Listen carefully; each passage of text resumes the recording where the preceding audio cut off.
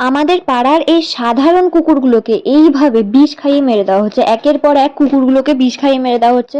আর এই কুকুরটার মুখ দিয়ে ফেনা উঠলো, জিভ সবুজ হয়ে গেল, ডাক্তার ডাকা হলো, তিনি বললেন বিষ খাইয়ে মেরে দেওয়া হয়েছে। তারপরে আরো দুটো কুকুরকে এইভাবে মারা হয়েছে মুখ দিয়ে। ওই দুটো কুকুরের মুখ দিয়ে রক্ত উঠে ওই কুকুরটা মরে গেল, এটার মুখ দিয়ে ফেনা উঠে এই কুকুরটা মরে গেল, জিভ সবুজ হয়ে গেছে এই কুকুরটার। এমনকি বাচ্চা কুকুরগুলোকে পর্যন্ত বিষ খাইয়ে দেওয়া হয়েছে।